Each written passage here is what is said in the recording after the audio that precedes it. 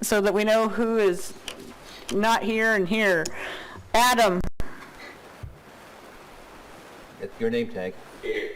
I think you're. Brett. Here. Tom. Here. Ron. You can Here. be Gene tonight if you want. Kinda. Ron. Jeff. Here.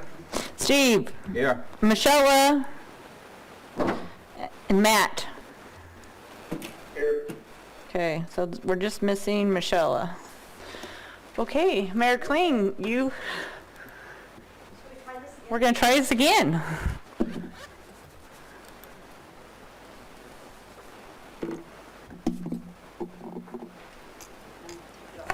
How are you guys tonight? Wonderful. Good. Heard the good news from Pfizer? Have you heard the good news from Pfizer? Was that the vaccine? Yes. Yes. I heard that on the news. And Idaho is getting it before other states? I heard there's a possibility of that. Well, they didn't make it sound like a possibility last night. They made it sound Yeah. like it was a given. That's good. Who knows? Well, so tonight, so some of you have heard, I spoke last time, but some of you weren't here, so I just wanted to, and I don't know where the camera, I can look at you guys, but you can't see me, so anyway. For those that are on Teams, I wanted to just, I'm here for a couple of reasons. First and foremost, to say thank you. Thank you so much for your service. Thank you for what you do. And the reason I wanted to come personally and say thank you for your work and thank you for what you do is mainly because every once in a while, you guys will approve something and then the city council will unapprove it. And I know that is an awkward feeling, right? And it's probably the feeling of you don't trust the work that we're doing. And I just wanted to share with you that we really do value it, it's important, and we respect it. And one of the things I wanted to say was, and I said this last time too, but you know, our city council doesn't always agree, but we have moved to a good place. And that place is that even if we don't agree, we respect one another. Because sometimes there's some pretty heated different feelings that go on, but when it's all said and done, we walk away, and it's a place that we are today, and we weren't always there, where we respect one another, and then you come back together and you keep working on other things together. And so I hope that you guys, at the same, when maybe there's something that is overturned or whatever, that you don't feel that you're not valued, that we pick up and go on.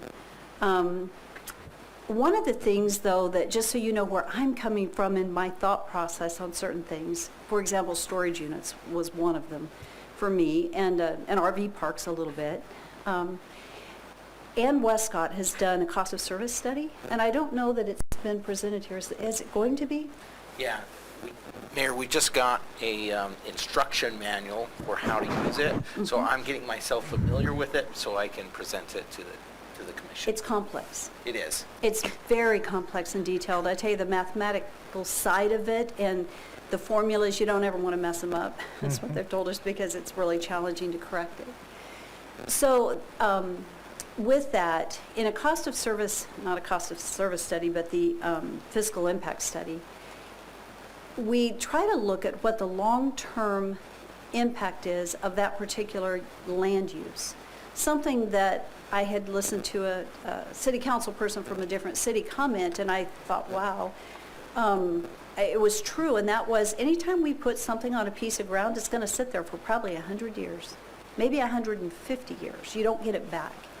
So I know one of my goals, and I think collectively we're all working toward reducing our property taxes. And so we're constantly looking at what is the best land use that overall benefits the city as a whole.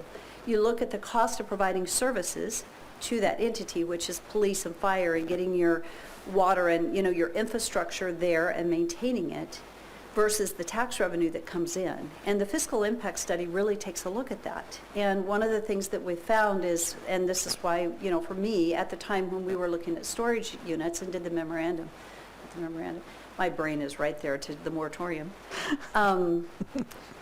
was due to the fact that there was an overabundance of them coming in. They were coming in really, really fast. And when you look at the cost of service for them to provide services in the area, now that isn't a high crime issue for police and necessarily for fire, but the tax revenue that you're generating off of that ground is not high, and it doesn't produce a lot of jobs. And so for me, we need manufacturing, we need jobs, whether it's technology, manufacturing, whatever it is, we need business that comes in that provides jobs, and then you also have to have the residential support to support those jobs. And so that's one of the things that I'm constantly thinking about and that we're looking at. And so that's probably why on a couple of land uses, maybe we weren't fully on the same page, but that's why I'm thinking the way I'm thinking, is that I think that we really need to look at what that long-term use is 100 years from now when it's sitting there. Anyway, I just wanted to mention that to you. So we talked about reducing taxes, quality of life for citizens, and then the safety of our citizens. And so when you look at the surveys that we have done, highest priority for our citizens has been public safety, police, fire, and streets. So, and then the goals that the council have put forth is economic opportunity with that. So when we look at economic opportunity, every piece of what we do all falls into that mix. And so it's something that we're thinking about every single day. And so every once in a while, we may think differently, or I may even think differently, and I would love to be able to have a one-on-one conversation if it's a specific something, so that you can kind of know what the background information was for me on that issue. But many of the planning and zoning issues that come forward to city council, I don't even vote on. Every once in a while I do, if it's a tie. So anyway, I just wanted to share that with you. Do you guys have any questions for me, or is there anything? Yes? What about raising the taxes on those kind of entities that don't produce a lot of income, revenue, so forth for the city? I mean, and, I don't know what they pay now, but can we up that, increase that to offset their not paying other taxes? Well, not really. I mean, I'm trying to think, that would be an ordinance. But like right now, if you look at property tax, and it's something that our legislature's taking a serious look at, is because we're trying to get taxes down and people are up in arms about taxes going up. But the greatest impact to taxes, right, especially in the residential world, has to do with the assessed values going up. And with the assessed values going up, the homeowner's exemption has not gone up. There are different mechanisms that you could do, but if you were going to change like assessed values, that's a constitutional amendment. It isn't just a simple statute that you could pass. Right now, when you look at the burden of tax, the residential community carries the highest burden. Yep. I think the numbers that came out this week were 15% increase on the residential for this past year in Canyon County, with a 7% on commercial. But then again, commercial's jobs, and so you look at that mix, but that isn't something that we determine, that's at the state level. So those are discussions that we are going to be having with our legislators. I have a meeting we talk a lot of different times, but every year prior to the legislative session, I have a meeting, which is next week, with all of our local legislators to talk about our city priorities. Probably the one topic that is at the forefront has to do with property taxes, and what are we going to do while not hurting the city. The city has a responsibility to provide infrastructure, public safety. Right now, the property tax revenue barely covers public safety, much less like infrastructure for streets. We were doing a 1% increase annually to help offset the $5 million annual deficit we have to fund streets. So, and as you know, like fire district, we're making a decision on what we're going to do with our fire district. If you haven't weighed in, please do watch the video and weigh in on it, because it's a big decision, but we've got to figure out how to fund things in the city. But development and property development and how we do that is really, really impactful to our city long term. Another thing that, if I may hog the message here, as a senior citizen, I'm on a fixed income. My taxes keep going up, my property taxes keep going up, and I have no way to offset that. Right? To me, and I'm sure to a lot of other seniors, that's very important, because it does drive us out of our homes. So we have to get a smaller home because we can't afford, when we moved in, we could afford it. Now you can't afford it. I can't. Well, I fully agree with that. I mean, it's true, it's a reality, but actually, the fix is more at the state level than it is at the local level. Well, I damn say state that people. only because within the city of Nampa, we are really working hard to be good stewards of the tax revenue that we have. And we're looking at every department, we're looking at how we spend, we're very careful. We've not taken the full 3% tax increase. In fact, this year we took 0, and we did that before the governor did his thing where he was offering that, the rebate for public safety. So we're trying to be really mindful, but at the same time, we have to figure out how to continue to provide the services that people want. So it's an interesting mix. One last question, may I? Then I won't ask any more, I promise. Has anybody ever done a fleet survey for the city? In what Well, like... would you consider a streets- fleet survey? You know, the streets department, they have 35 trucks. Waterworks has 65 trucks. Police department, well, forget the police, and forget fire, but other services. I mean, I see a job site with 3 or 4 city trucks with 1 person per truck. You know what, Fleet has done that, and we've actually reduced the number of vehicles in our fleet over the last number of years. Okay? We will continue to do that, so it's an ongoing, we're not done yet. And when it comes to going across the city, the one thing that I found was what I thought I could get done in a year, it's taken 3 years and I'm not done yet. There's still more to do, but we're going to keep at it. You need a volunteer to go out there and count the trucks. Thank you. So one of the things that I struggled with a little bit with the storage units was one of those options, and I think there was a number of us that kind of was looking at this, was one of those options was that there was a requirement to put a commercial, part of the property had to be like a commercial business or something like that, which I get why. I totally understand that, and I get the revenue and all that, and I'm 100% for that too. But one thing I struggled internally with was the freedom of having that business plan, and this is, we've worked out the numbers, and this is what works for us, and then go to the city, and the city says, yeah, well, you can do this if you take however much of that frontal property and put a commercial business on there. Well, that doesn't work for me. So that's one thing that I struggled with a little bit, and I don't know where that landed as far as, is that option going to move forward, or? I think didn't we determine that? Well, we did stay with the 2,500 foot area, correct? We did, yeah. And then as far as the mixed development, So the recommendations that the commission made to city council was just a little different. The 2 zones that were permitted was the BC and the BN zone. No other zones were permitted besides those 2. There's the 2,500 foot buffer in place, and there's the requirement for the mixed use. Yeah. And IL too, right? Light industrial zone as well? I think we changed I think we modified a zone or something. I can't remember. I think we pulled it out, it was pulled out of light industrial, correct? That's correct, yeah. Yeah. I think the concern of that, and it depends on what you would consider storage units, right? And that's where it could be that you've got a business that actually has a business, and then behind their business, it's their equipment and whatever, or some type of storage. I think that's why some mixed use, but the concern is that industrial areas can be very valuable ground Sure. for business, and wanting to make sure that it isn't taken up with storage units. Even if they were commercial, just storage units. And it really is looking at long-term.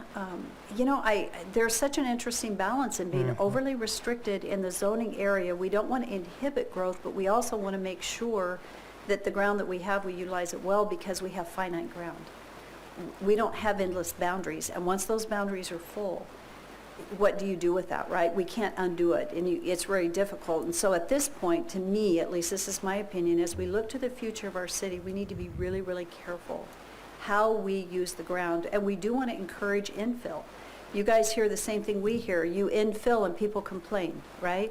But it stops the sprawl and the services are there. So it's the most cost-effective way rather than trying to expand services. So it's an interesting blend too in getting our infrastructure, especially water and wastewater, out in those areas that are absolutely developing.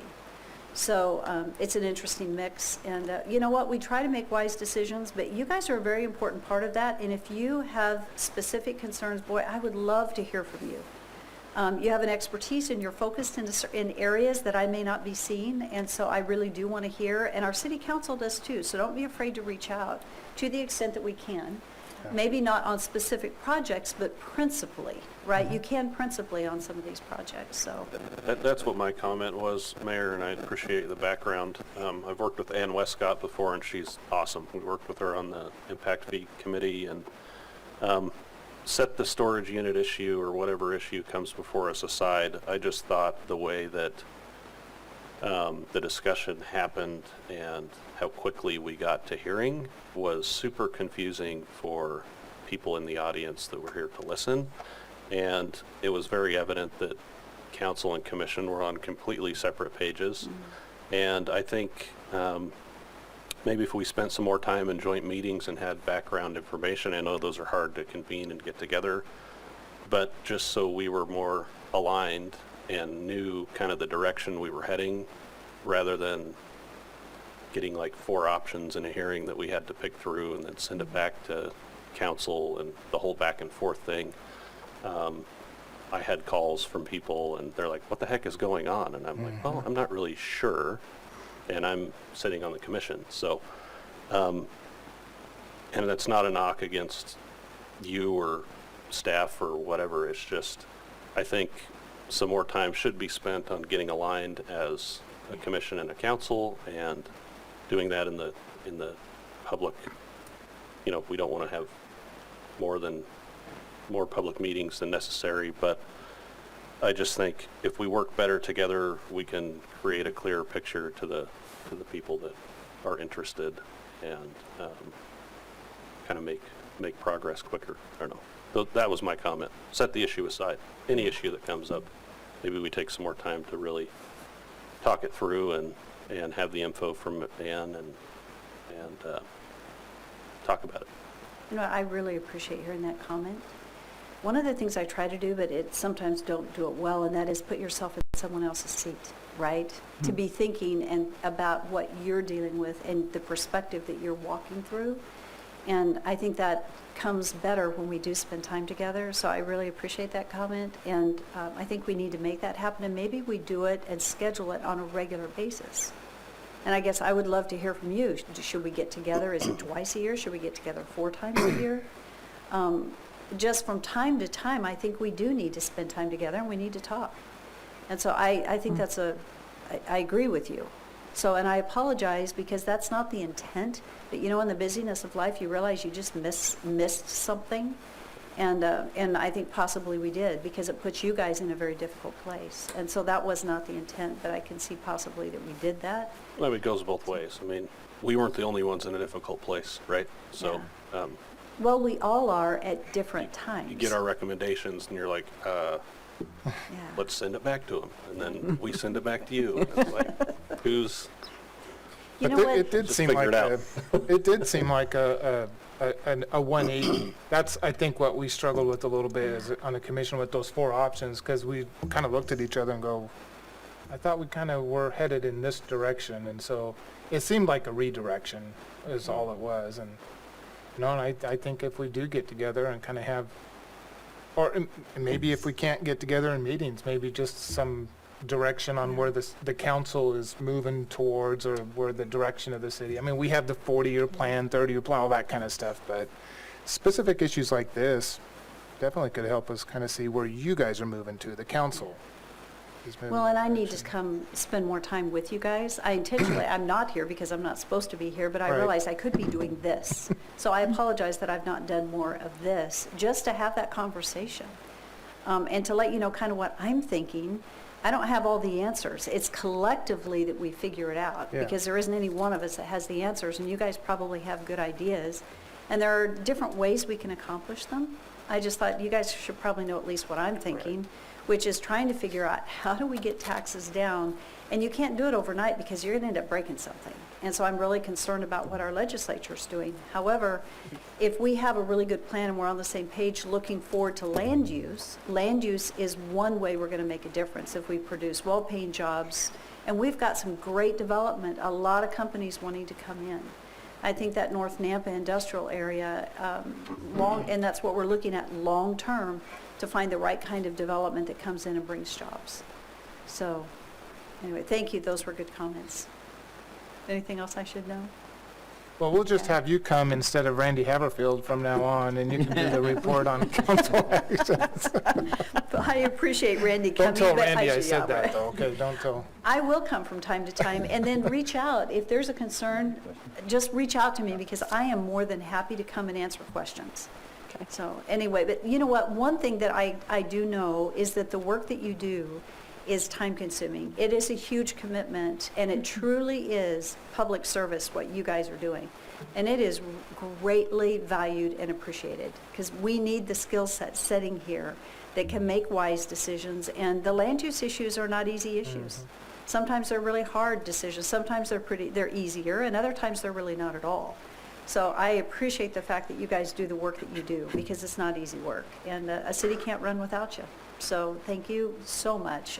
I just want you to know that you're valued and appreciated, so thank you. And for the guys that I can't see, where is that? I guess Right it's here. just, hi, guys. Thank you. It's a hidden Thank you camera. so much. It's really awkward, but yeah, thank you. Appreciate your work. Did you guys have any questions? Guys on Teams? Nope. Okay, we'll let you guys get on with your meeting, because I know some people are waiting. So, thank you Thank you, Mayor. guys. Thank you. Thank you. Thank you. Madam Chair, we did have a request by Commissioner Franklin to address a topic. I just wonder if, just thinking out loud here, but we've got several business items. Could It'll we be come quick. back to that? Yeah, we can do that. Okay. We can come back. So So after, maybe after public hearings, we could go back to that. I don't get paid after the meeting's over. We won't close the meeting. okay, approval of minutes. So moved. To move what? Second. Okay, motion by Brett, second by Adam. Is that right? Yes. Okay, I don't have them on my screen in front of me. I have to look on the wall. Okay, all those in favor of approving the minutes as presented, Adam, Aye.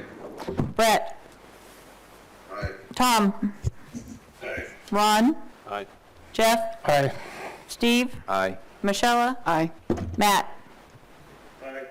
Okay, the minutes are approved. We have no report on council actions. Business items, number 1, the subdivision final plat approval for Sunnyvale subdivision number 3.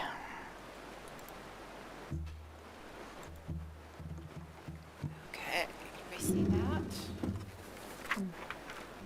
All right, thank you, Madam Chair and Commissioners. Christy Watkins, Principal Planner for the City of Nampa.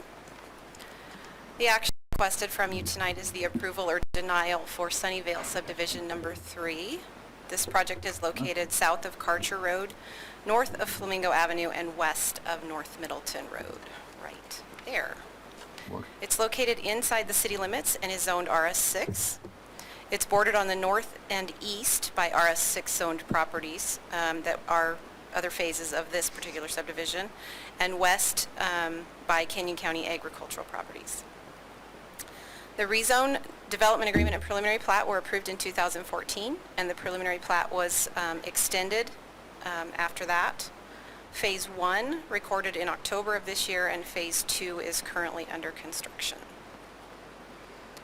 This phase of the project proposes 54 single-family lots and 10 common lots on 11.45 acres. The findings are that it is located within the city limits and is zoned RS6. It conforms to the approved preliminary plat layout for Sunnyvale, and it conforms to the applicable subdivision and zoning standards for Nampa. We didn't receive any other comments from departments after the staff report was submitted to you. So staff feels that it is appropriate for this commission to recommend approval of the final plat for Sunnyvale subdivision number 3 to City Council with the conditions as listed in the staff report and any other conditions that you see fit to impose. The street names, just for your information, have been corrected. So that is good, and I will stand for any questions. Any questions for Christy? Okay. What do you guys want to do with this one?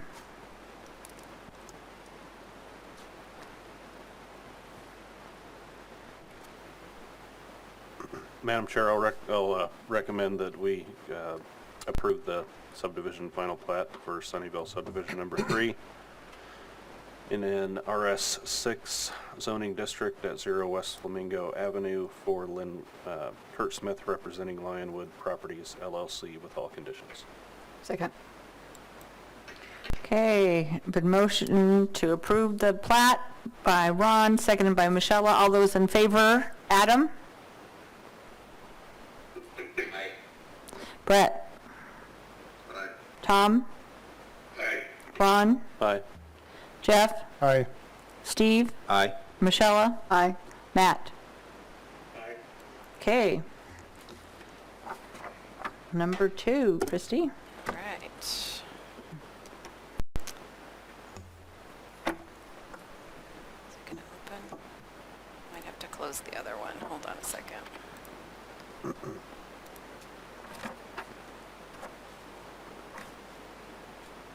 on. Okay.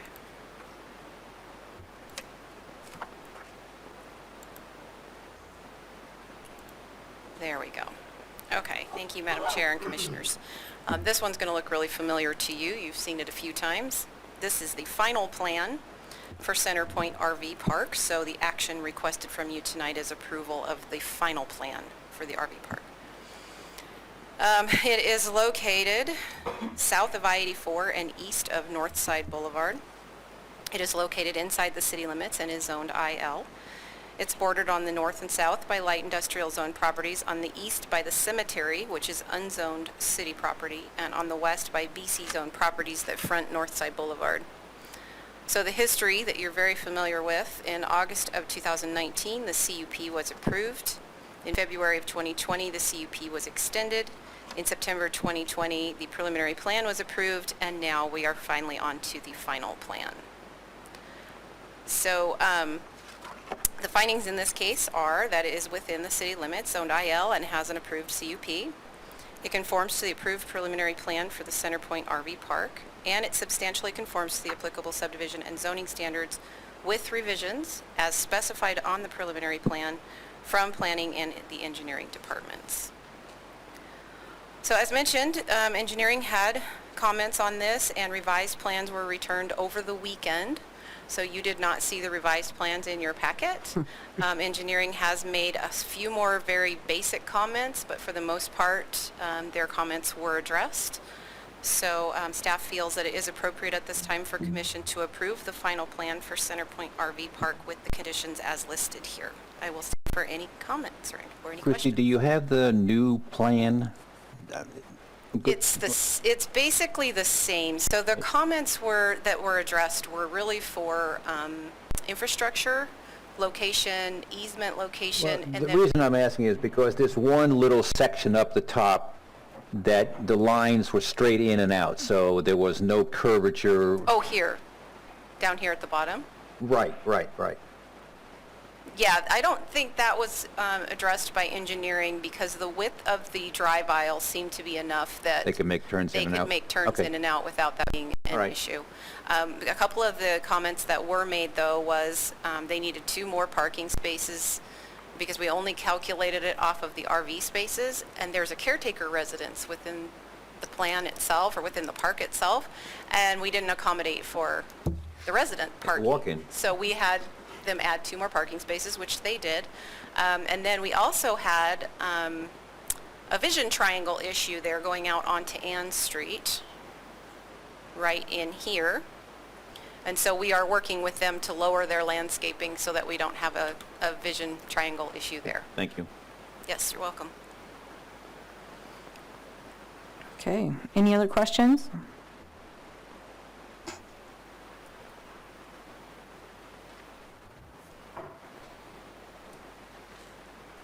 No, Madam Chair, I'll make a motion that we approve, recommend approval to City Council of the RV Park final plan.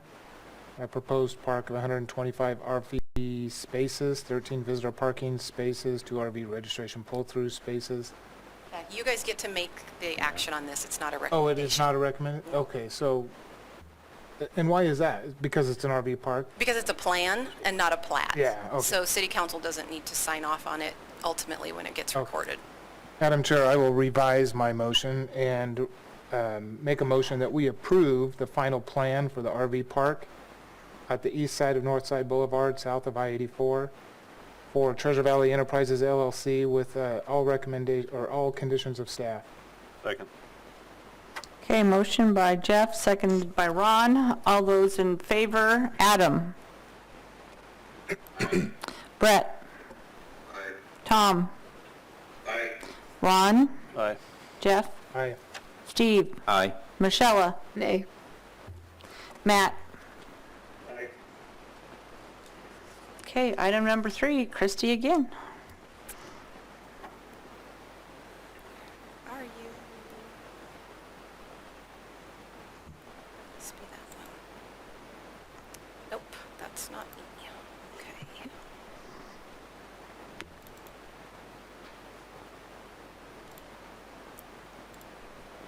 Okay, thank you, Madam Chair and Commissioners.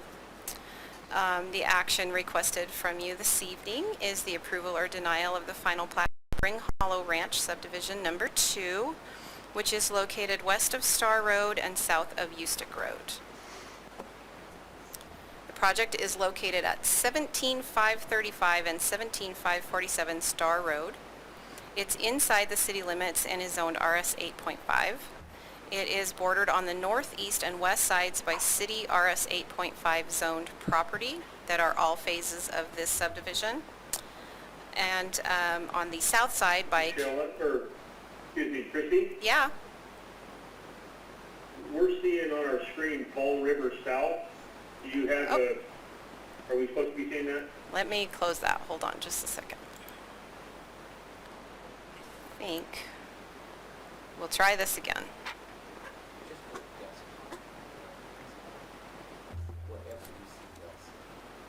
Okay. Is that better? Looks like it. Okay, great. Sorry about that. No problem. And so it's bordered on the south by Canyon County agriculturally zoned properties. The preliminary plat was approved by Planning and Zoning in June of 2019, and Phase 1 was approved in January of this year. The project proposes 74 buildable lots with 8 common lots on 13.95 acres. The findings are that it is located in the city within the RS 8.5 zone. It conforms to the approved preliminary plat layout for Spring Hollow Ranch subdivision, and it conforms to the applicable subdivision and zoning standards for Nampa. We did not receive any other department comments after the staff report was submitted to you. So we do feel that it is appropriate for recommendation of approval to City Council of the final plat for Spring Hollow Ranch subdivision number 2 to City Council with all the conditions as listed in the staff report. And I will stand for any questions. Any questions for Christie? Okay.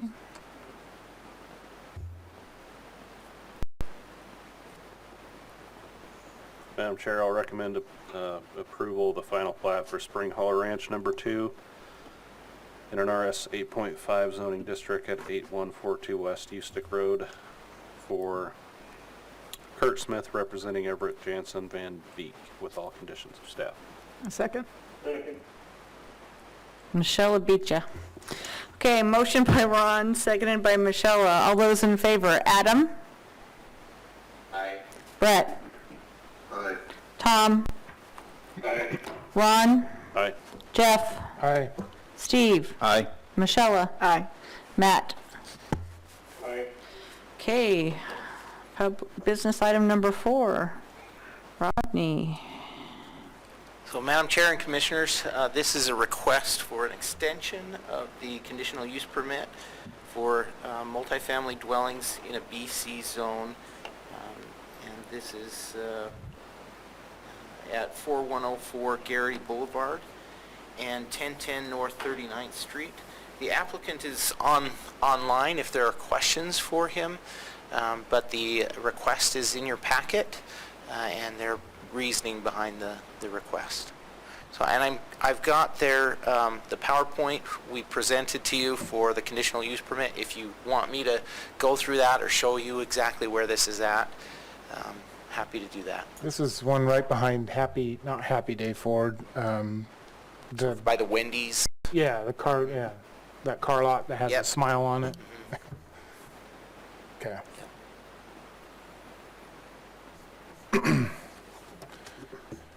Madam Chair, I'll make a motion that we approve the 6-month extension of conditional use permit for the dwelling, multiple family in a BC zoning district at 4104 Garrity Boulevard and 1010 North 39th Street for Thomas, the housing company, Thomas A. Hagood Living Trust, with conditions of staff until, so it's 6 months from, when was the expiration date for the first one? So, don't remember the exact date. It should be in that, It was July 2020. yeah. So it'd be to that exact date 1 year later. Oh, so July 2021. So It's a- to extend until, It's a 1 year? they're requesting 6 months. So they got 6 months, and then you'd extend it for another 6 months. Oh, okay. Is what they're requesting. Okay. January 8th? Is that it? Okay. 6 months from July, from the first one when it Okay, expired. yeah. So the motion stands for an extension to January 8th of 2021 with conditions of staff and whatever else. Second. Was that Matt? Yeah. Okay. Okay, motion by Jeff, seconded by Matt. All those in favor? Adam? Aye. Brett? Aye. Tom? Aye. Ron? Aye. Jeff? Aye. Steve? Aye. Michelle? Nay. Matt? Aye. Okay. Got 4 minutes till 7, so we can't start any public hearings. So, Madam Chair, I've got a request from, I think, Brett, about the agenda. Unfortunately, our system here at the city is down. We're not able to get access to typical sites that you would on our website, and so I'm sorry about that, but that's why you're not able to bring up the agenda online. Not sure what to do about that, except we'll just walk through it. Here's, you want to take a picture? And Brett, Christy's going to email it or text it to you from just taking a picture of it. Okay. There's two sides.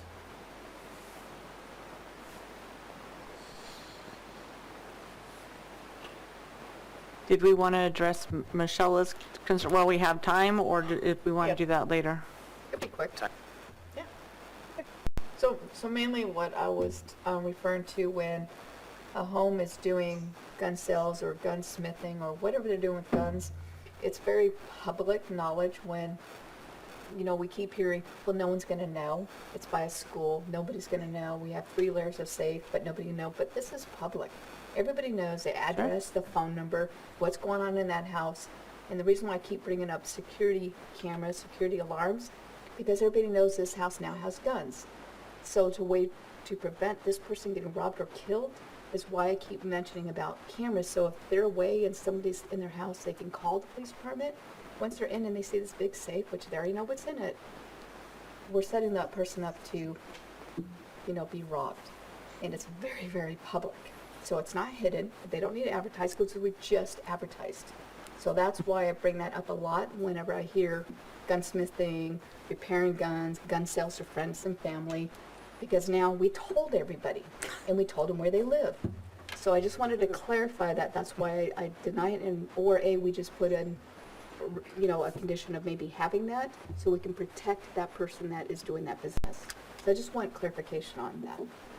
Well, if it's CUP, we can request that they have a security system. It's for the protection, but also, when you own a home, that actually lowers your homeowner's insurance. It does a little bit, but over time, Oh, You're talking to the expert here. Very little. well, it lowered mine quite a bit, because I have it. Yeah, I get a 10% not discount on guns- my house. Not guns publicly, not guns, but I do have security with my home, and it's actually, for me, it's lowered it quite a bit. So I guess it's who you have for your insurance. Yeah. Every company's different. Yeah, every company is different. But I these, have Allstate, by the way.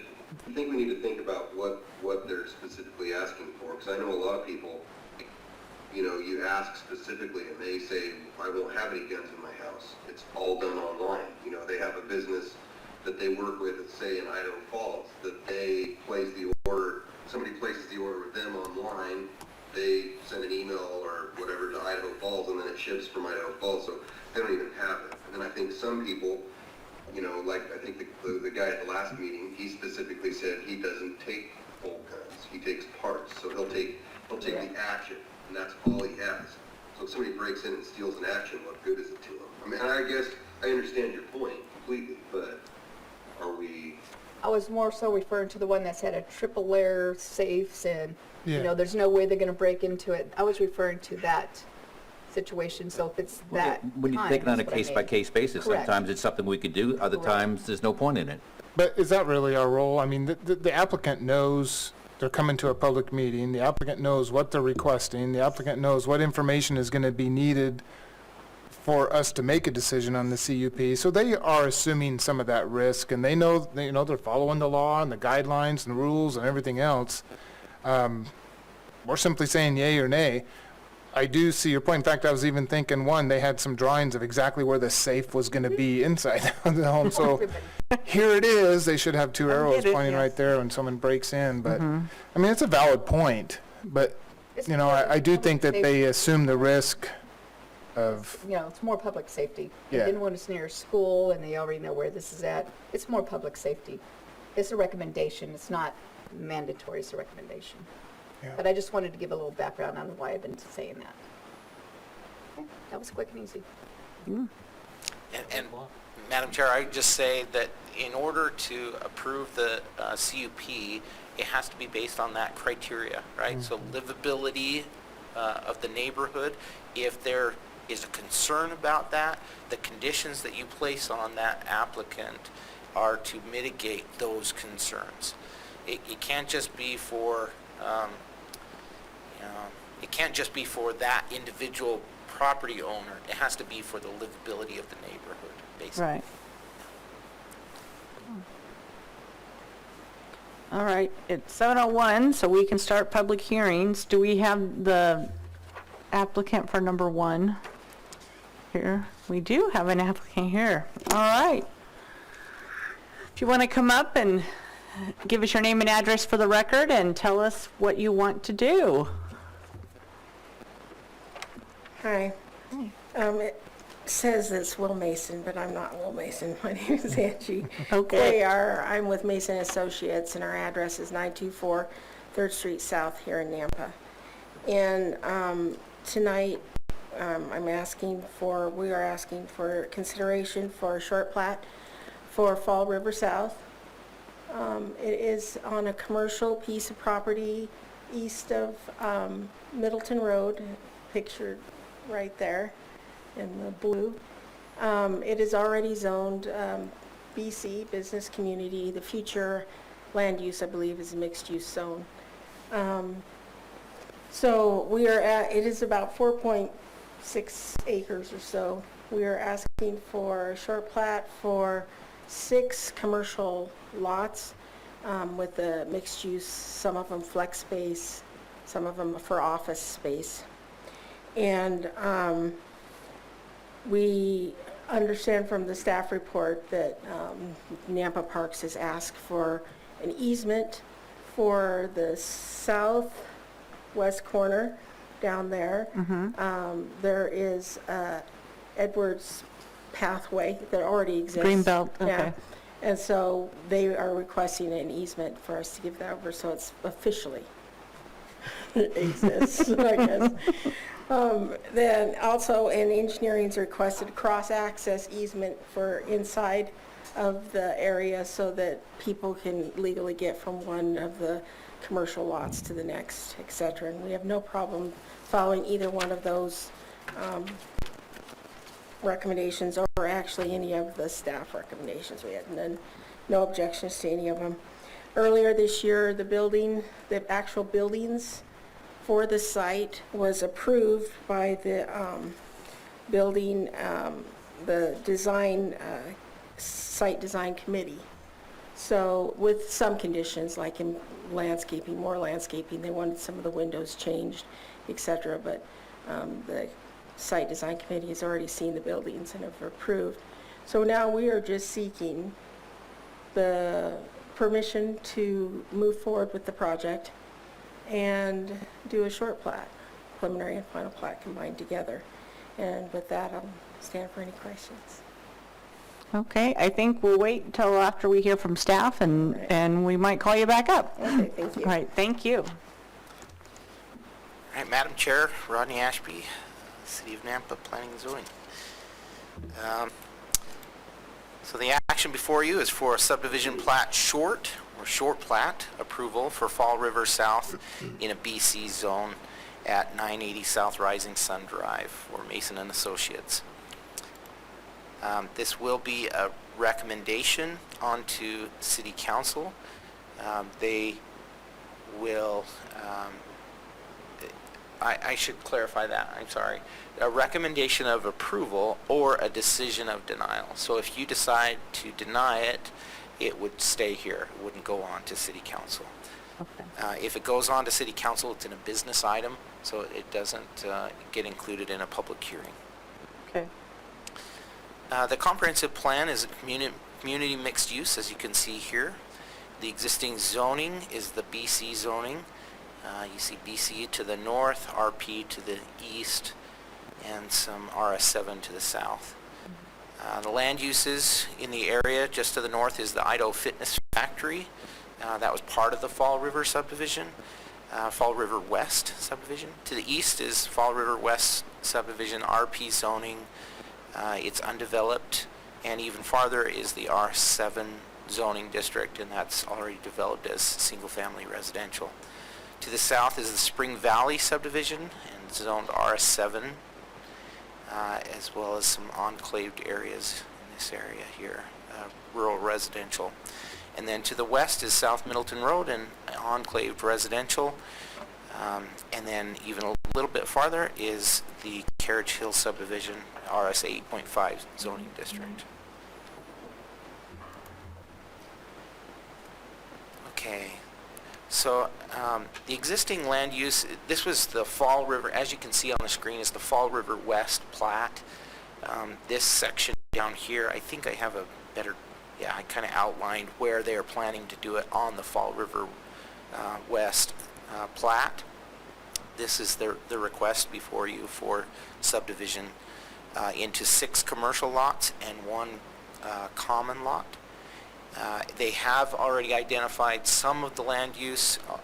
It is for 3 flex commercial buildings and 3 office buildings.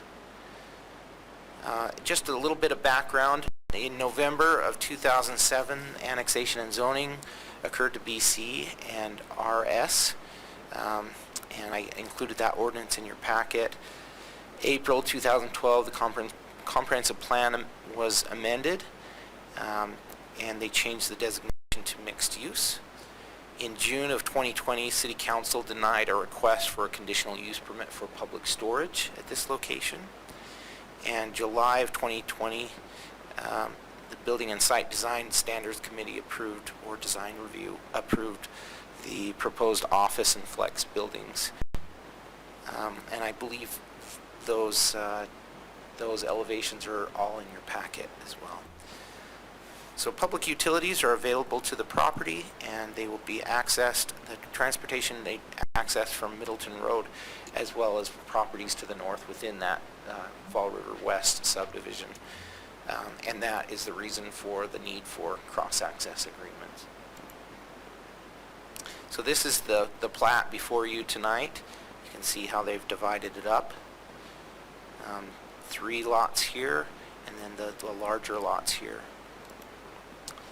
And this is from the Design Review Committee that they presented to the Design Review Committee. You can see their commercial buildings and the placement of them on those lots.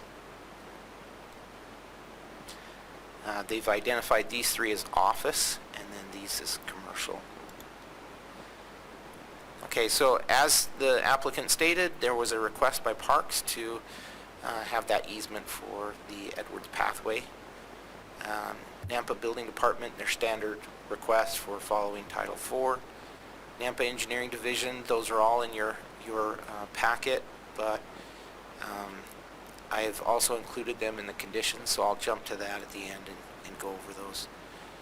Applicable regulations, up to 7 lots can be divided for a short plat, which simply means you put both preliminary and final together, basically. You submit them at the same time. And then if it gets approved, as I mentioned before, it goes on to City Council on a business item. Oops. I've also listed the findings of fact. Those are in your staff report, recommended. And I placed a potential motion before you, and happy to take questions. Anybody have any questions? Okay. We don't have a sign-up sheet for anybody who wants to speak, right? Nobody signed up. Okay. Okay. I would enter, Let's see, we did have, Madam Chair, we did have Jaron Langston sign up online. It doesn't look like he was able to connect. I guess that would be a question. I believe that Jaron Langston is who they're representing, so. So he he'd would, be we for it. can make that assumption.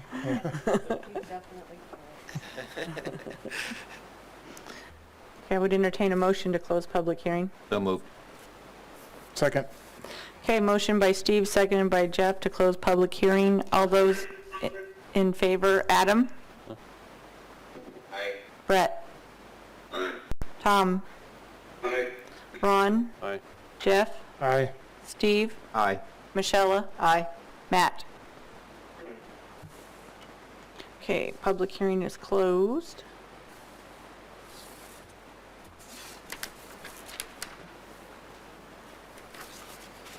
Madam Chair, this is Brad. I'll go ahead and make the recommendation that we recommend for approval the short plat for Fall River South and BC zoning district at 980 South Rising Sun Drive for Mason Associates, representing Epic Development Idaho LLC with all conditions of staff. Second. I'll second that. You about the third one. I heard Matt first. So a motion by Brett, second by Matt to approve. All those in favor, Adam? Aye. Brett? Aye. Tom? Aye. Ron? Aye. Jeff? Aye. Steve? Aye. Michelle? Aye. Matt? Okay. That goes on to City Council. Public hearing number 2. Do we have an applicant for that? Yay! Give us your name and address for the record and... Good evening, Madam Chairperson, members of the Commission. I'm Bonnie Layton with NV5. My address is 690 South Industry Way in Meridian, Idaho, 83642, and I'm here tonight on behalf of the property owner to request that we, for your consideration and approval, a short plat request for District 208, more commonly known or formerly known as the Karcher Mall site. And with that, so on behalf of Rhino Holdings, Nampa LLC, we're requesting this short plat to divide the existing site into 5 separate parcels. The overall site is 23.61 acres, and it was the request of our client to submit to you this short plat. We've worked with staff. They've been great to work with on this and have reviewed the comments in the staff report and are in agreement with the conditions of approval. I think it's a fairly straightforward application, but I will stand for any questions at this time. We might have questions later. Okay. All right. Perfect. Thank you. Thank you. All righty. Madam Chair, Commissioners. Doug Critchfield, Nampa Planning and Zoning. So the request before you this evening is a short plat approval for District 208 subdivision to divide it into 5 commercial properties. These are an original lot that's being split 5 ways. And this is the original Karcher Mall subdivision located at 1509 Caldwell Boulevard. The comprehensive plan land use setting for this site is a commercial site. It is surrounded by commercial with, on the west side, medium density residential, and there's commercial properties on the other side of Caldwell Boulevard as well. The existing zoning is community business BC zone, and again surrounded by commercial properties, Dollar Store, Harbor Freight, and Zupas to the north, commercial on Caldwell to the east, Karcher Mobile Home Park to the south, and the Eagle Crest subdivision with a mixture of RA, RS6, and RD. It's a public or a plan unit development on the Eagle Crest subdivision side. This is the plat that was submitted, and what I'm doing here now is going to add a layer that will kind of outline how these lots are going to be situated on the site. Number 4 is the original lot that number 1 was subdivided off to, and then I'll show you the building in here so it's a little easier to see Karcher Mall and how that's going to be divided off. So these are the businesses that are currently in those locations. Lot number 2 will be the Moore Furniture Building with half of the parking lot in front of it. Lot number 3 is going to be the Pro Image and Device Repair Pros portion of the Karcher Mall with the parking lot. Number 4 is the original, the remainder with the Big 5 and the Joanne and Pets and Company. And then the number 5 lot will be the Ross store with the parking lot. The purpose, as expressed by the applicant, was to be able to tie specific improvements to a specific parcel rather than the whole site. This site is accessible from Caldwell Boulevard as well as Cassius Street over on the west side. All utilities are available to the site, and landscaping and sidewalk is installed. The correspondence that we've received on this from the different departments, there were no comments from the Parks and Highway District, number 1. Building Department had standard requirements of Title IV building regulations. CenturyLink we had some conversation with CenturyLink, and that conversation was included in your staff report, indicating a requirement for a public utility easement for each of the lots. On that, so we've added a condition to the conditions, which will come up here in a minute. And then the Nampa Engineering Division had some comments, and that's on the staff report on page 25. In terms of the applicable regulations, this is a subdivision. It's a short plat. Same conditions apply. It will, if approved by the commission, it will go on to the council as a business item, or it can be denied here. As stated in the Title 10 of the Planning and Zoning Commission, shall evaluate the proposed plat's design based on city codes, making its determination. The codes that are relative to the development of these parcels in the future, the BC zone, we've included all of the potential land uses in the BC zone in the staff report on pages 25 to 29. The off-street parking, signage, landscaping, and design review are also chapters in Title 10 that will be required to be adhered to during the development process. The findings, it's within city limits, and it's zoned BC with the changes that are recommended under the correspondence in the staff report. The subdivision substantially conforms to the subdivision and zoning standards for the city of Nampa. And the recommended conditions are also listed in your staff report, namely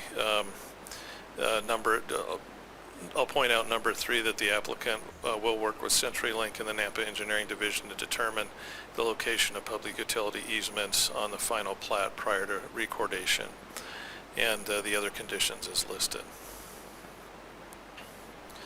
So with that, the potential motion is to recommend to the City Council the short plat approval for District 208 in a BC zoning district of 1509 Caldwell Boulevard for the division into 5 commercial properties for the NV5 Bonnie Layton representing Rhino Holdings Nampa LLC. That'll take any questions. Doug, I have a couple of questions, if I Yes. may. Uh-huh.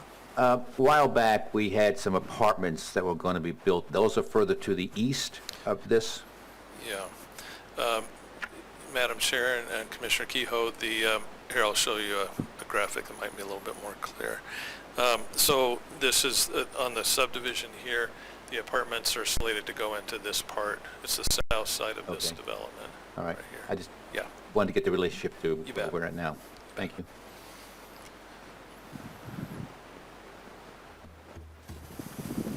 Do we have anybody signed up for public hearing?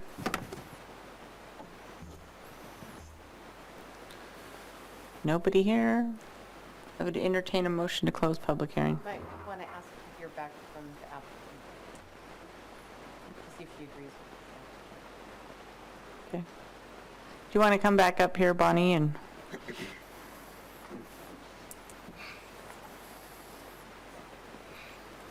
Thank Was you, there- Madam Chairperson and members of the commission. Yes, we've reviewed the staff report and the conditions. We believe it's in compliance with the city codes, and we request that you approve our application tonight with the conditions as written. Thank you. Thank you for your time.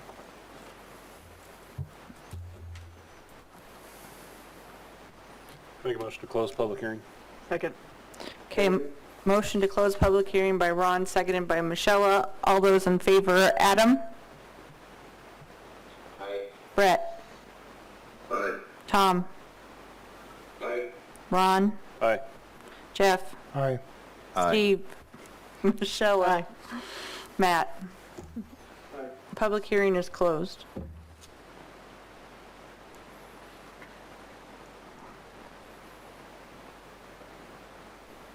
Madam Chair, glad to see something being done with the site.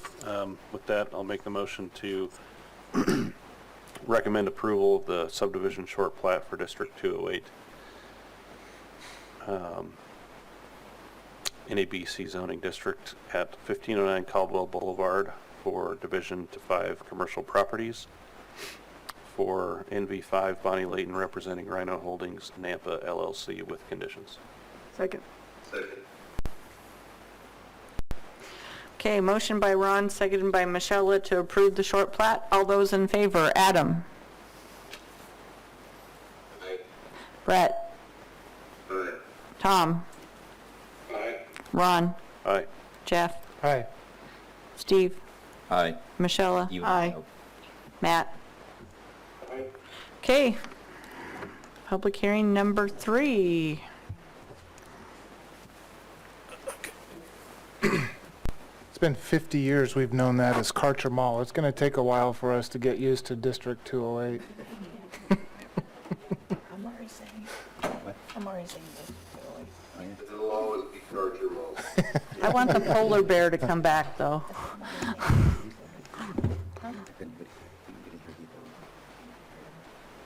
So, Rodney, do we have an applicant for this one? Okay, all right. Now, you've already been up once.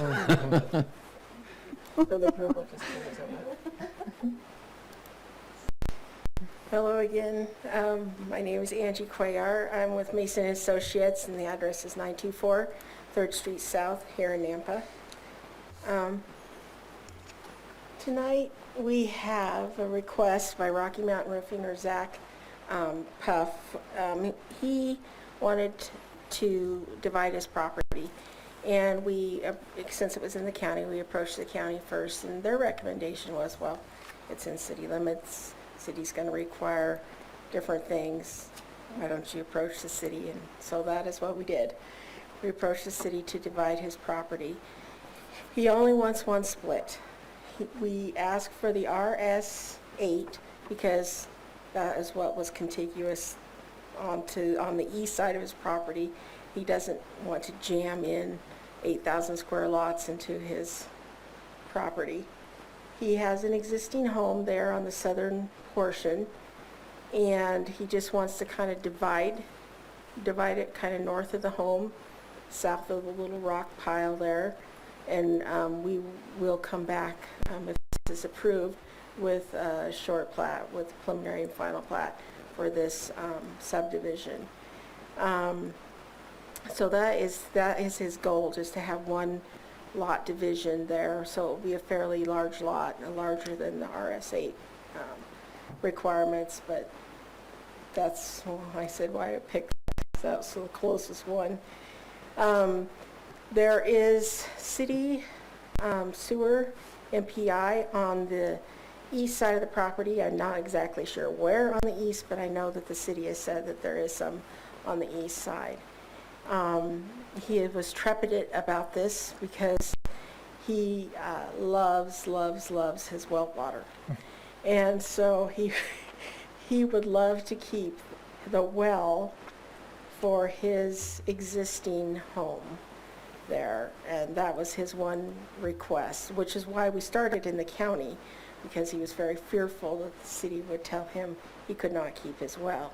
He has no objection to hooking up the next, lot to city well. He just loves the taste of his water, and so he'd like that to be a consideration, that it would be possible for, a time to have well water at his home there, and with the option too that he could always hook onto city water. The only other thing that I noticed in the staff report was that Nampa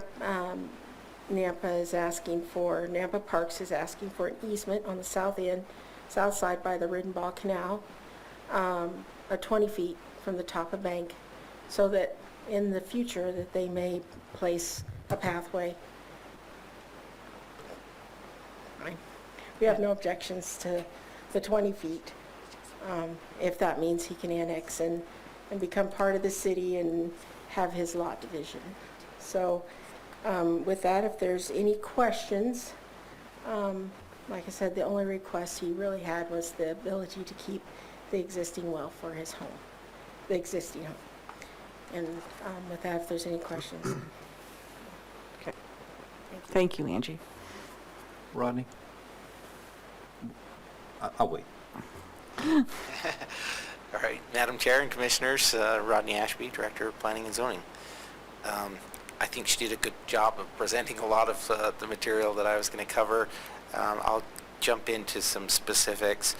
This is in the medium density residential. You can see that here, totally surrounded by medium density. The proposed zoning is RS 8.5.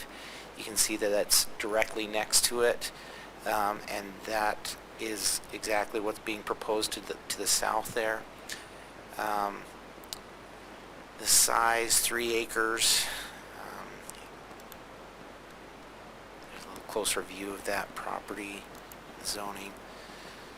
So to the surrounding land uses are that to the north is Locust Lane, and then Southern Ridge subdivision, that's the RS6, the darker yellow there. To the south is the Riddenbaugh Canal, the enclaved rural residential or ag property here, the New York Canal, and then the New York Landing subdivision RS 8.5. And that's important for the discussion about utilities, and I'll get into that in a minute. To the east is rural residential RS 8.5. To the west is enclave rural residential. So public utilities, so city water and pressure irrigation systems are currently being constructed as part of the New York Landing number 1 subdivision and will be available for this property. However, the comments we received from the engineering division were that the sewer is not readily available. The nearest is 720 feet to the west of the property in Locust Lane. So I wish I'd drawn up this 720 feet, but it's over here. That's the nearest one? That's the nearest one for sewer. They don't have any right there with that Southern Ridge neighborhood going in? Or is that it? That's what we received from engineering. I'm looking to Daniel for clarification there. There's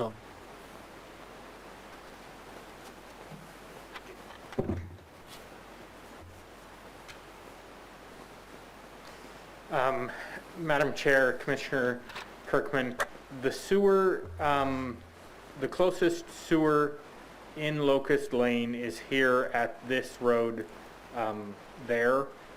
The sewer for the or New York Landing development is a private lift station that is pumping sewer back up this way and then down to the Aaron Drain. And so that's not sewer that they would have access to be able to connect to. Looking at it, and one of the comments I'll make is that if it's a single lot split, depending on the amount of frontage they have here, they may be able to just do a lot split and not a plat. If it's just dividing it into two lots, once they annex into the city, that resets their ability to do an administrative split. And so they may not have to do a plat. And we can look at that with you later, but just something to keep in mind.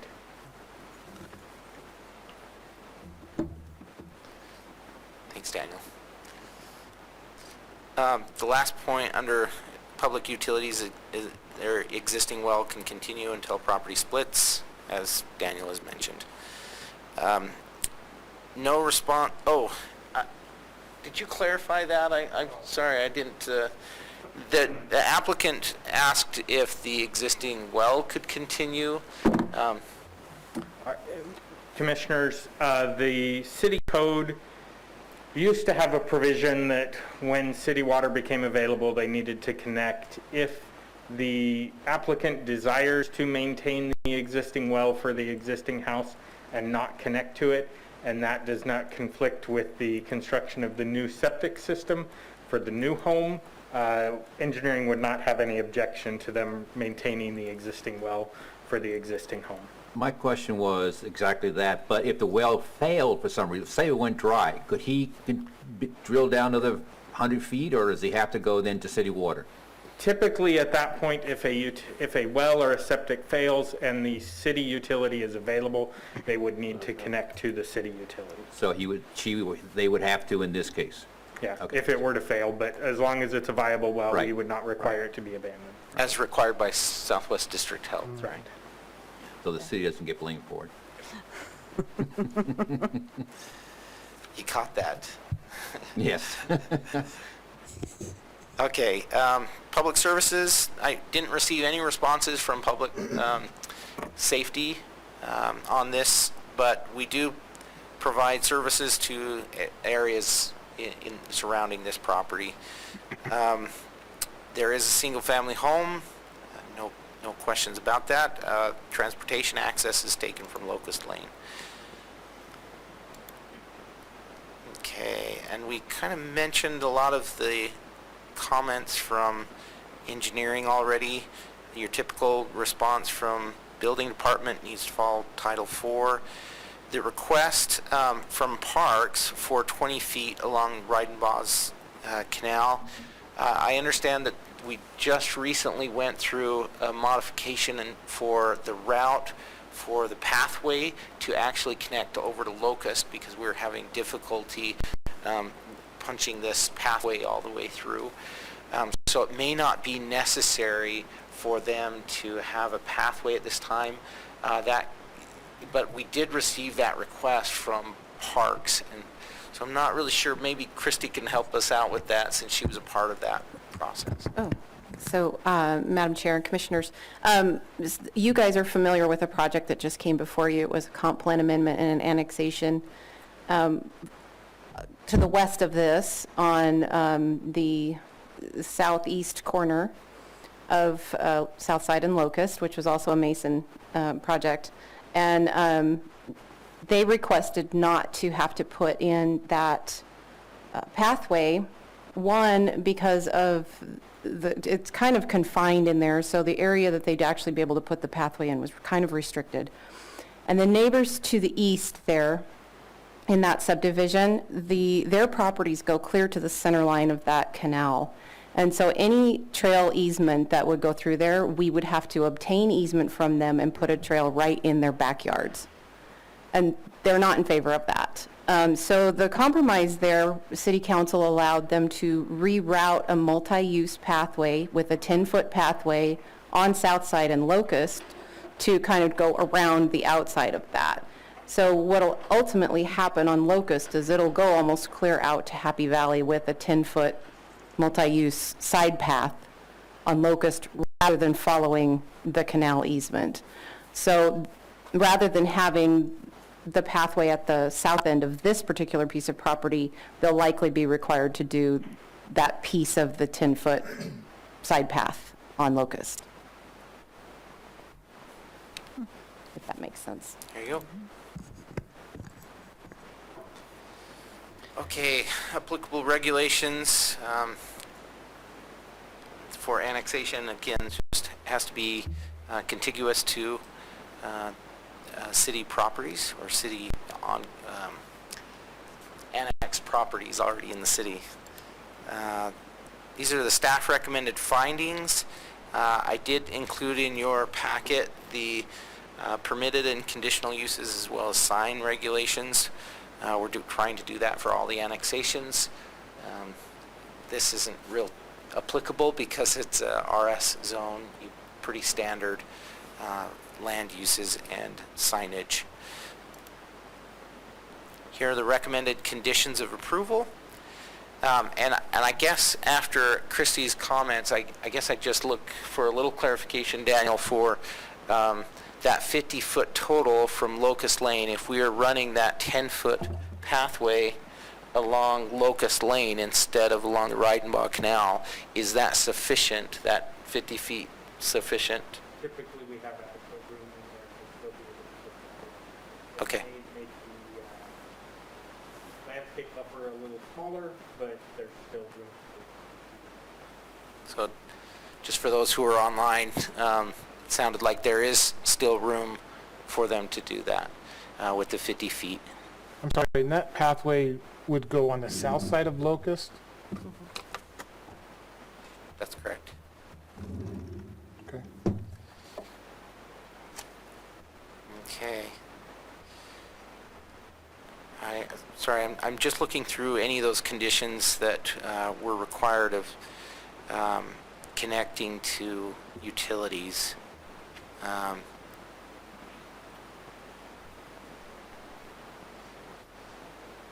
I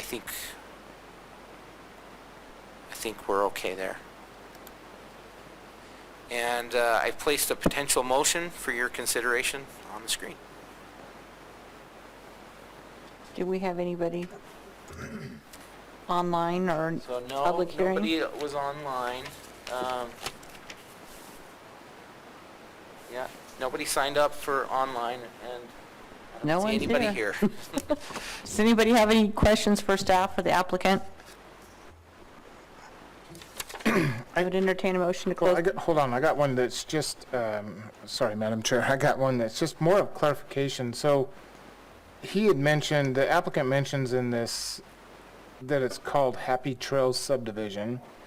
I guess, I know we're just dealing with annexation and zoning right now, but would they need to, does a subdivision, no matter what size it is, require a plat? Even if it's 2 lots, or can they just split the lot and Yeah. not call it a subdivision and not have to plat it? Yeah, so that's called an administrative lot split. When they're annexing into the city and they become a new parcel, they're able to do a single lot split. And so that's what Daniel was referencing when Right. he stood up. So yeah, it's likely that they will not need to go through a subdivision process for this because of that condition. Okay. Thank you, Madam Chair, that's all I Make a motion to close public hearing. Second. Okay, a motion by Matt to close public hearing, seconded by Michelle. All those in favor, Adam? Aye. Brett? Aye. Tom? Aye. Ron? Aye. Jeff? Aye. Steve? Aye. Michelle? Aye. Matt? Aye. Okay, public hearing is closed.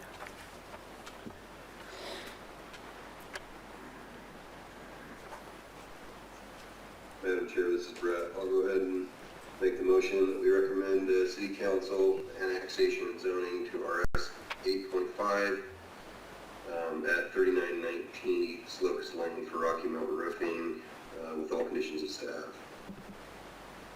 Second. Okay, motion by Brett, seconded by Matt. All those in favor? Adam? Aye. Brett? Aye. Tom? Aye. Ron? Aye. Jeff? Aye. Steve? Aye. Michelle? Aye. Matt? Aye. Okay. Public hearing Ready number... for? Public hearing number 4. We don't have an applicant for this one, right? They don't- may be online, or,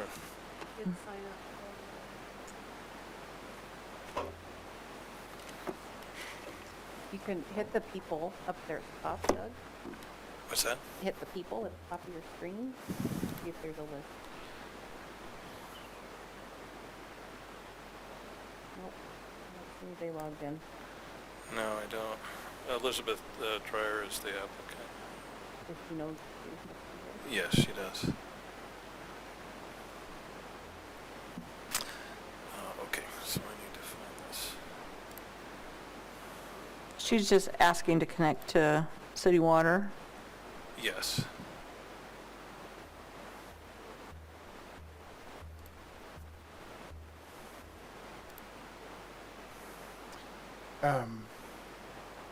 Madam Chair, I'm sorry. I just was thinking of that last motion. Did we include the well in that motion? Was that one of the conditions of staff in the report? Well, Daniel said that they would be allowed to keep it. Was that in the staff report? Was Yeah. item number 2. Yeah? I think Rodney was reviewing that before, right before we closed the public hearing. I think he was checking that out in his conditions to verify that it wasn't there. If it was, we can correct that, remove that from staff recommendation prior to it going to city council. Thank you, Daniel. So we'll still be good with conditions of staff. Okay. So Allowing let's make the sure well. that well gets in the, I just made that clarification Oh, with the applicant okay, as well. Thank you, Rodney. She's not on the, Yeah. So we will try and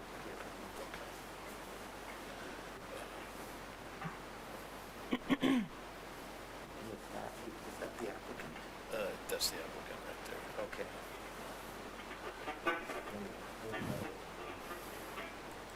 So, Chair Selman, we'll try and get the applicant.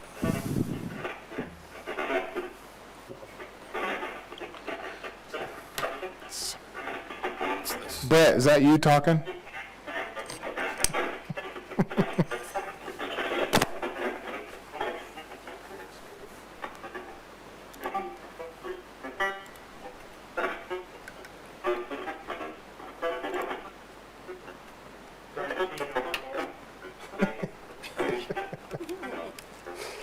Somebody's making some noise.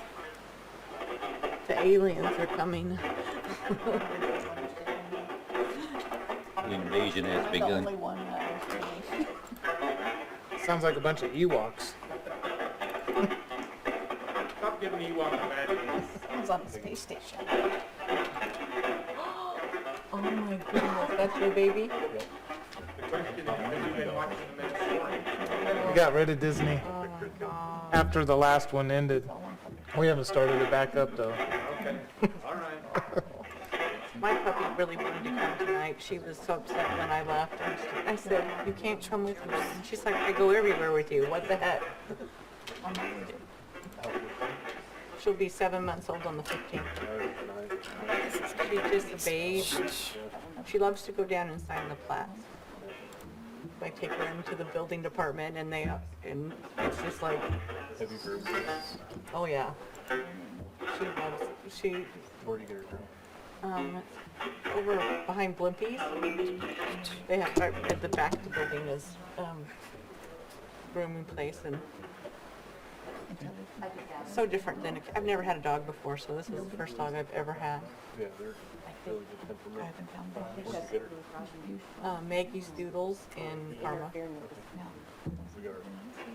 Oh my gosh, and I don't know what I would have done without her, with all, you know, she is just,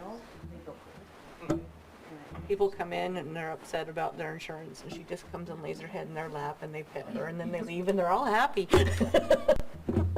She's my triage team. Maybe you could write her off on some of your taxes as a I talked to my tax lady business. about her training, and she said, do you really want to go to jail? I said, no, thank you.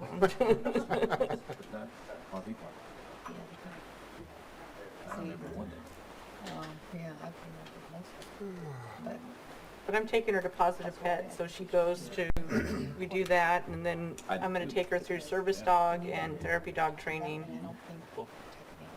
so that she does really good. She had clients came in today with a 4-year-old and an 18-year-old, and she's fine with one-on-one with kids, but the 2 kids, I've she been had sitting to here come drinking cry water. under my desk and lay at my feet, because the 18-month-old was a little bit too much for her.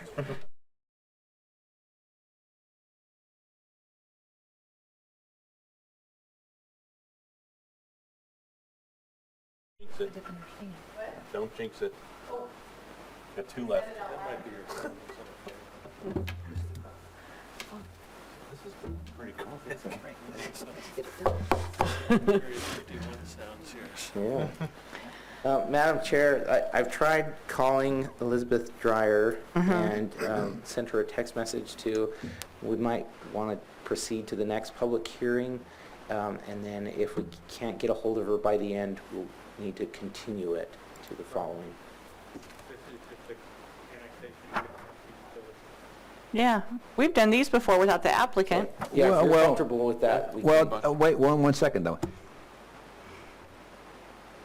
Applicant is in process of releasing interest in a shared well agreement, so do we know that the other person has agreed to this? Or are we taking, we're just taking what's written here? I don't feel comfortable on this. I agree, normally, if there's just one person involved, let's go ahead and get it over with, but there's 2 people involved here. Yeah, so Madam Chair, and Councilmember Kehoe, per the engineering letter that was sent to us, the property that they have the shared well agreement with is in the process of being developed, so. Being developed. Yes. So.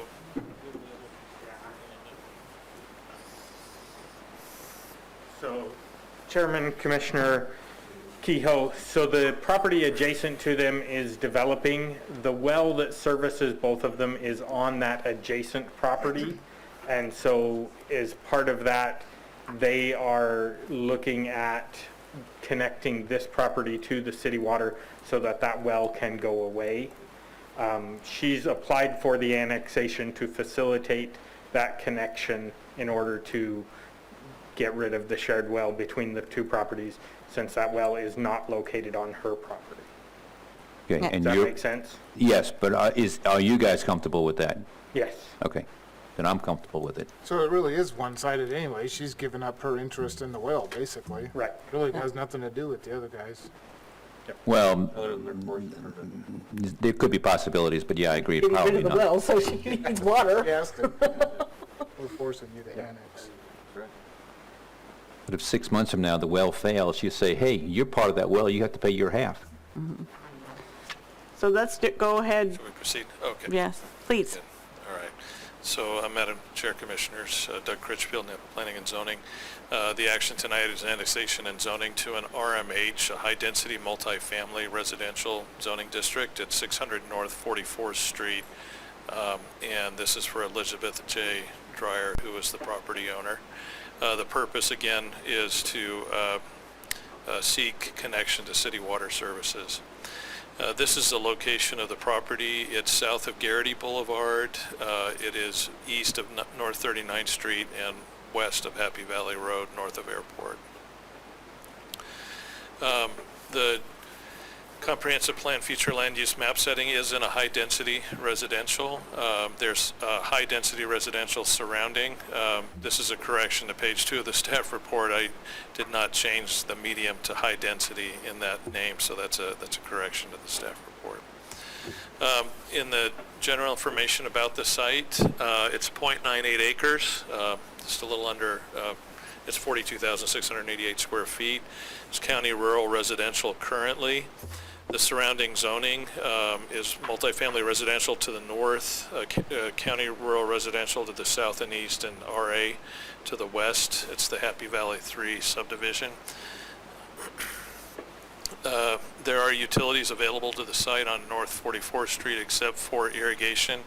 There's a 12-inch irrigation main on Happy Valley Road, but they will not be required as part of this annexation to connect to that irrigation main. If there's future development of that site, then that will be a requirement. Access is from North 44th Street. This is a view of the site looking from the east into the property. The codes and regulations regarding this site have to do with a definition of the RMH zone, that it is multifamily residential, and that the permitted and conditional uses are located on pages 19 through 21 of your staff report. For a property to be annexed, it has to be contiguous within the city limits, and this parcel does adjoin city limits along its north and west property lines. Also, this is a single-family residence that is a permitted use in the RMH zone. The correspondence that we received on this, the Nampa School District is encouraging the development of sidewalks and street lighting, and the Nampa Building Department requirements for Title IV, as previously stated in other reports. And the Nampa Engineering Division had some comments that they are requesting the connection to city water, that the city water is available and has the capacity to serve the property, that all the hookup fees required to facilitate connection to city water have been paid, that North 44th Street is a local road with full right-of-way existing, and that any future redevelopment of the site will be required to comply with all city codes and policies and standards in place at the time of redevelopment. So the findings follow with your staff report. There's nothing in there that these are all in the staff report. There's nothing really necessary to point out. I suppose number 4, just so you're aware, this zoning district allows for up to 77.12 dwelling units per acre. So that's just something for you to be aware of. Although this is zoned adjacent to another RMH zone, and it does fall within the comprehensive plan high-density residential land use setting. The conditions of approval, that the owner applicant will comply with all the city codes, policies, and standards. As mentioned before, that the Title IV recommendation or requirement by the building department, and any other conditions that the commission wishes to impose. And with that, we'll stand with the recommendation. I'll take any questions. Anyone have any questions? Okay, we have nobody signed up for a public hearing, so I would entertain a motion to close public hearing. So moved. Second. Okay, motion by Steve, seconded by Jeff. Close public hearing. All those in favor? Adam? Aye. Brett? Aye. Tom? Aye. Ron? Aye. Jeff? Aye. Steve? Aye. Michelle? Aye. Matt? Aye. Okay, public hearing is closed.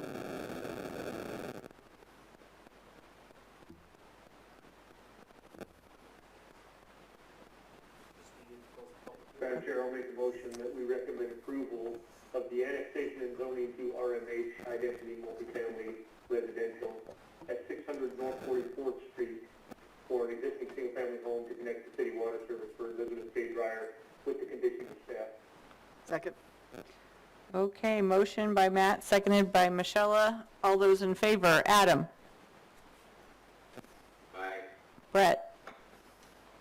Aye. Tom? Aye.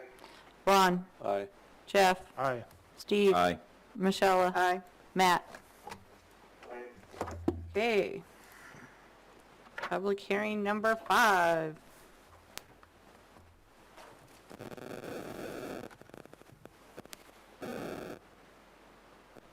And we don't have an applicant for this either?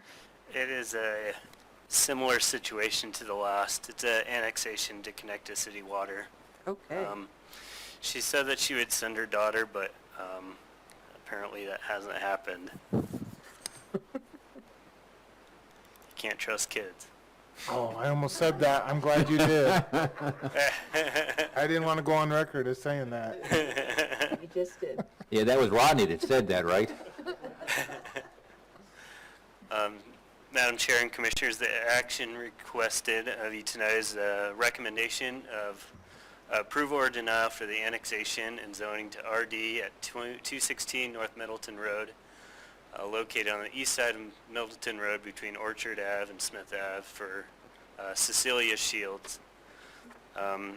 As indicated by the applicant, it's to connect to her existing home and barn to city water. She indicated in her letter that her existing well is failing and that she would need to connect for that reason. The subject property is a 2.59 acre parcel. The comp plan designates it as medium density residential. The proposed zoning is RD, residential duplex. The surrounding land uses to the north is R1, Canyon County, rural residential properties. To the south is BC Community Business, and that is Keylock Storage. To the east is R1, also Canyon County, as well as RS6, which is Summer Breeze subdivision. To the west is C1, which is neighborhood commercial in Canyon County, and that is Meg's Barn House. Here's the comp plan showing medium density residential and a bird's eye view facing north of the property. The permitted signage is pretty consistent with residential zones. The utilities are all available in Middleton Road, water, sewer, pressure irrigation, and access would be from North Middleton Road. There's a street view of the property. Staff findings are those found in your staff report. It's contiguous. A majority of the property is an empty field, and the property owner indicated that they do have horses on the property, and that use could continue, but it cannot be expanded upon. So they couldn't put more horses on the property. You said they couldn't? They couldn't expand that use because once it's annexed, it becomes a non-conforming use.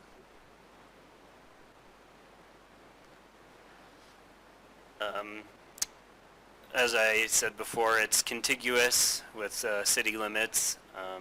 It can be conforms to the comp plan.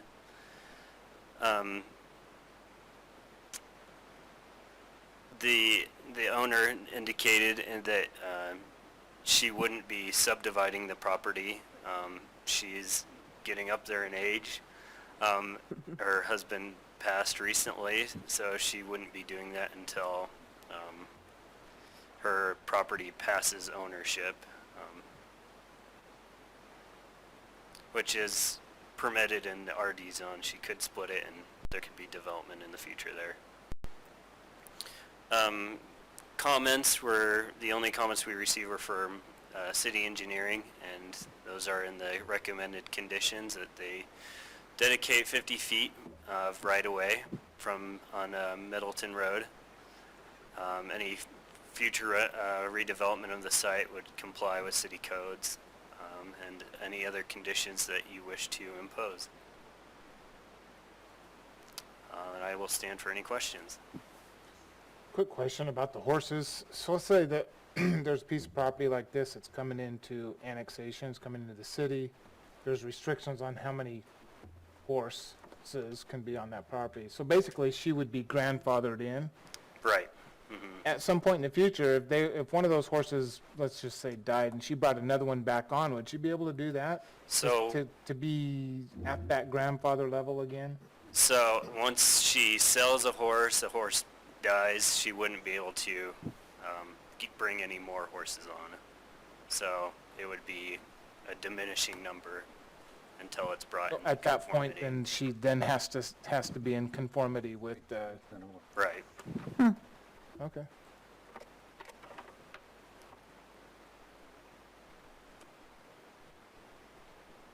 Okay, we have nobody signed up for public hearing, so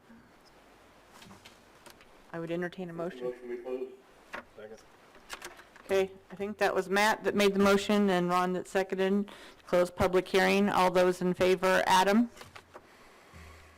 Aye. Brett? Aye. Tom? Aye. Ron? Aye. Jeff? Aye. Steve? Aye. Michelle? Aye. Matt? Aye. Okay.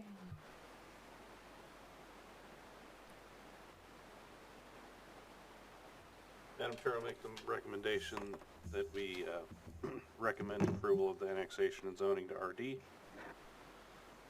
at 216 North Middleton Road for an existing single-family home and barn to connect to city water service for Cecilia Shields. And by the way, she has excellent penmanship if you looked at her application. Awesome. Worth noting. Second. With all conditions. Okay, who seconded that? I did it once. Was that Matt? I did the second one. Yes. Okay. Okay. I'm getting better. Okay, motion by Ron, seconded by Matt to approve. All those in favor, Adam? Aye. Brett? Aye. Tom? Aye. Ron? Aye. Jeff? Aye. Steve? Aye. Michelle? Aye. Matt? Aye. Okay. That's it. Well, that wasn't too bad. I told my wife I wasn't gonna be